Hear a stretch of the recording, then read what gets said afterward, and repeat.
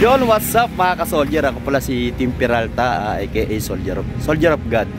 So today, nandito pala kami sa boulevard ng Cebu City. So ito ang matahimik na karagatan. So ito yung bridge ng Cebu. Usually makikita nyo to pag dito dumaan yung barko palabas at papasok ng Cebu. So dito mga ka-soldier, dito yung tambayan ng mga Bisaya dito sa Cebu. So every time na ako'y dadaan dito, napapansin ko mga ka-soldier, marami talagang tumatambay dito, lalong-lalo na tuwing hapon at sa gabi. Minsan dito mga ka-soldier, mapapansin nyo yung mga couple, mga magjowa at yung iba pa. So yun lang mga ka-soldier, nakakalungkot lang dito sa boulevard dito kung saan ay talagang dinadagsa at ginagawang tambayan ay yung disiplina ng tao. Yan. So sobrang dumi. So kaya yung Plaza Independencia dito rin sa Cebu ay sinasarado nila dahil yun nga, tinatambayan ng mga homeless at kung sino-sinong mga tao. At syempre nandun na rin yung pag-iingat nila na madumihan at mababo yung area nila.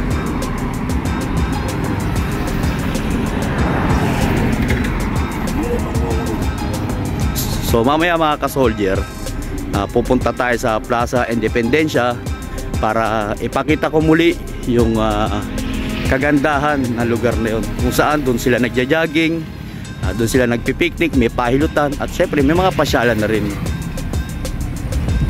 So ngayon kasama ko ang aking kaibigan na si Paul Orsal ng Batang Cavite. Ako naman ay Batang Tondo. So yun mga ka-soldier, bihira na lang tayo mag-vlog kasi sobrang busy. So yun mga ka-soldier, samahan nyo kami sa aming paglilibot kung saan nandito kami sa Cebu City. Yan mga ka-soldier, nakakalungkot talagang isipin. Maraming pumapasyal dito, tumatambay. Maganda yung tanawin, karagatan at simoy ng hangin. Pero yung kapaligiran dito mga ka-soldier, talagang mapapansin nyo na talagang yung mga tao ay walang disiplina. So kahit saan ka magpunta mga ka-soldier, talagang madumi yung lugar. So syempre sa mga tao, wala silang pakialam dyan. Pero yung ganda ng lugar kung saan sila tumatambay ay di nila naisip. So syempre problema to ng pamahalaan ng Cebu, kung saan kukuha sila ng tagapaglinis. Imbis na may tamang basurahan, doon nila ilagay at hindi na mahihirapan yung mga tao at madali na lang kunin yung basura at itapon kung saan man pwedeng itapon. So ayun mga ka-soldier, mamaya ipapakita ko sa inyo yung Plaza Independencia. Pwede pala mag-vlog natin.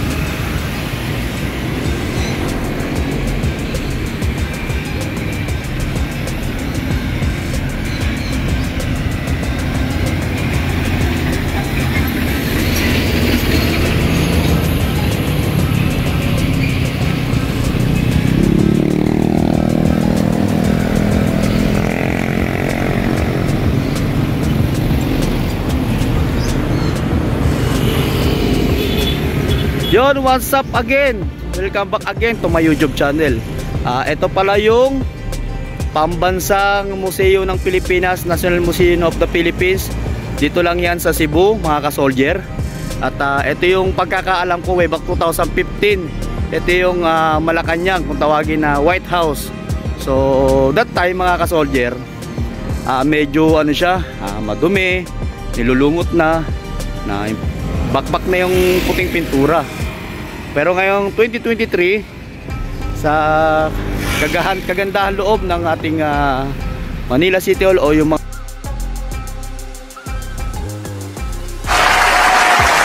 namumuno rito, ay ito na siya.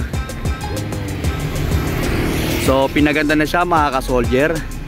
Madalas dito mga ka-soldier, nabibisita ng mga bata.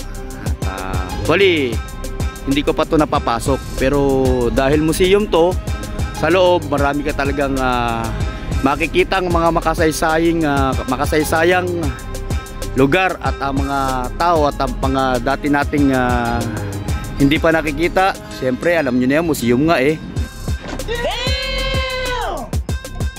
So nandito na siguro sa loob yung mga hindi pa natin nakikita o yung mga history kung ano ang kinalakihan ng Cebu. So yun nga mga ka-soldier, pag napasyal kayo rito sa Cebu, pwede nyong bisitahin to. Open naman to sa lahat. At hindi ko lang alam kung may entrance to. Kung meron man, siguro ito na rin yung pondo nila para i-maintain ang pagpapaganda dito sa Port of Cebu 2004 Malacanang sa Sugbo National Museum of the Philippines. So papasok na tayo ng Plaza Independencia. So yun na nga mga ka-soldier, nandito na kami sa Plaza Independencia. So gaya ng sinabi ko mga soldier, at dito maraming nagja-jogging, namamasyal. Talagang itong lugar na to ay dinudumog ng mga taga Cebu. So kung mapapansin nyo mga ka-soldier, ito ay halintulad natin sa ating Luneta Park dyan sa Manila. So marami ka rin makikitang magagandang tanawin dito. Talagang malinis siya kasi ito ay sinasarado pagdating ng gabi. So alas 8 or alas 9, alas 10, mga ganon, para hindi siya mapasok ng mga homeless at yung mga tambay-tambay lang dyan sa gilid na yun nga, minsan nakakasira ng isang lugar dahil nabababoy.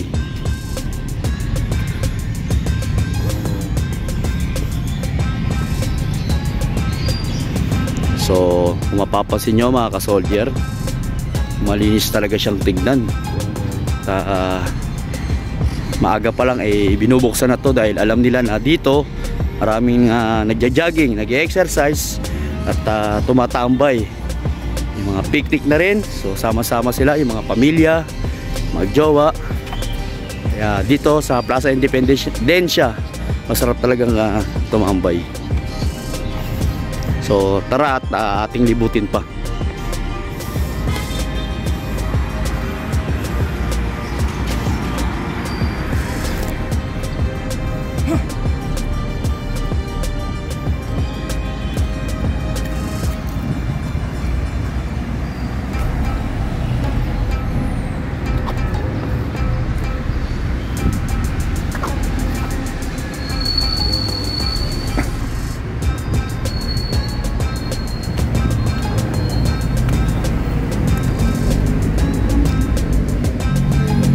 So hindi na natin mabasa mga ka-soldier yung history ni Ramon Magsaysay dahil sa kaluman at medyo malabo na rin ang kaukit na mga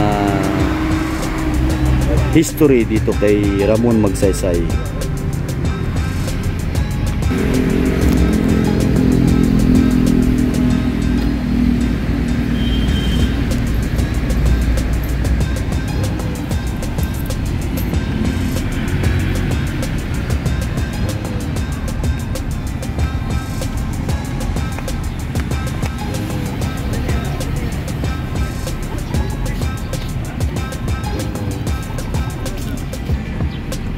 So yun nga mga ka-soldier, dito minsan nagkakaroon ng event yung mga ating mga taga Cebu. So siguro yan yung mga taga City Hall or other government agency. Ginagagamit nila to bilang lokasyon kung saan sila magdidiwang ng kung anumang aktibidades nila. So ito po ang Plaza Independencia ng Cebu City. May wishing bell, ayan siya. Wishing well pala, sorry. Diba mga ka-soldier, napakalinis dito sa lugar na to kasi hindi talaga siya pinatatambayan, lalong lalo na sa gabi dahil alam siguro ng mga namumuno rito ay talagang mabababoy lang kung sakali.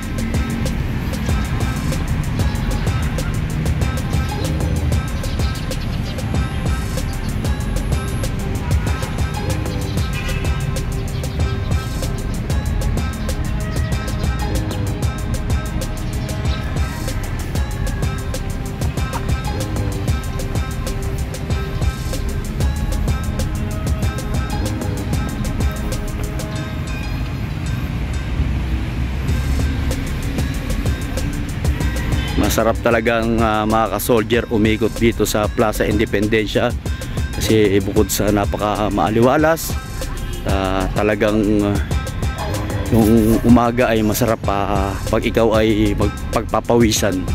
So syempre yung ating kalusugan ay kailangan nating ingatan.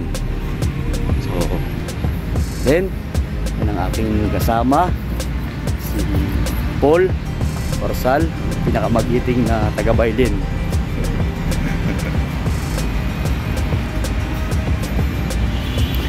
So tara, libutin naman natin yung parang style Intramuros nila. Actually hindi ko pa talaga kabisado to dahil birang bihira ako lumalabas.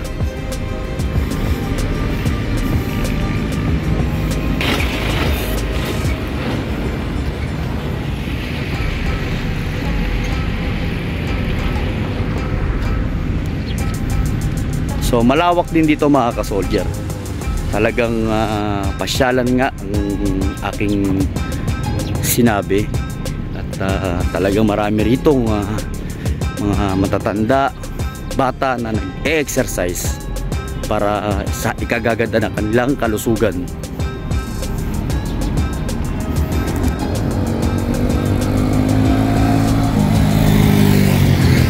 Bago ang lahat, shout out ko pala ang aking minamahal sa buhay, ang mga kaibigan ko dyan, kasamahan ko sa trabaho, ang aking mga mentor. Alam nyo na yun kung sino-sino kayo, hindi ko na kayo isa-isahin. Kung isa-isahin ko kayo, baka hapon na, hindi pa tayo matapos. So syempre, shout out ko rin ang mga Cebuano at mga Cebuana na alam naman natin sila ay mababait at mga magagalang. Sa lahat ng mga kapanood nitong vlog ko, mag-comment lang kung saan na napunta at saan nyo na napanood at narating itong aking video. Kung taga Luzon, Visayas, Mindanao, comment nyo na lang sa baba. So finally, nandito na tayo sa Port Santiago Pedro, Cebu City, Philippines. Yan. Ito mga ka-soldier, parang ito yung sa atin, Intramuros sa Maynila. So tara.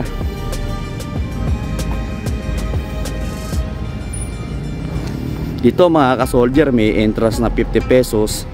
Isa pa yun, hindi pa ako nakapasok dito sa loob. Siguro one of this day makakapasok tayo dito sa El Puerte de San Pedro 1565, diba? So napakatagal na, ilang gera na at ilang mga Hapon, kung sino man yung Kastilang nakapunta na rito, at talagang ito ay siguro sila na ang nagtayo at baka renovate na lang ng ating pamahalaan. So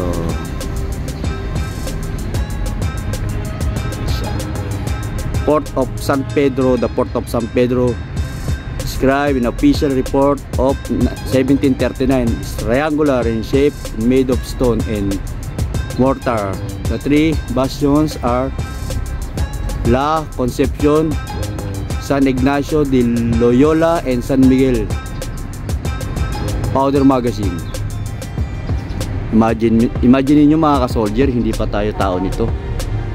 Kahit yung ating mga magulang ay talagang hindi pa buhay yung mga panahon na to.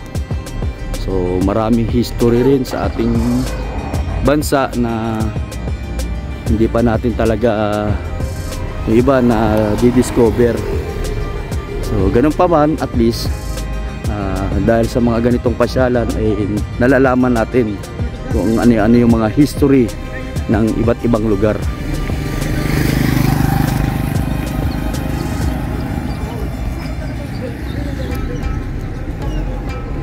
Napakaganda talaga dito sa Plaza Independencia. Maaliwalas mga ka-soldier.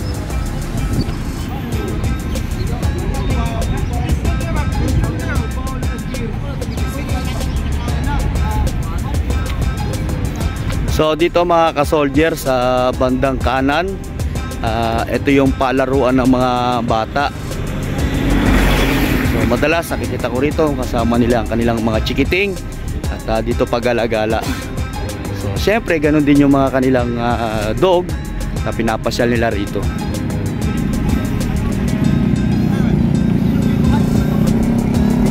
So paano mga ka-soldier? At least nalibot ko kayo sa boulevard doon sa may bridge kung saan tinatambayan ng mga ating Kasibuano at Kasibuana dito rin sa Independencia. So paano mga ka-soldier? Hanggang dito na lang. Paalam, maayong buntag.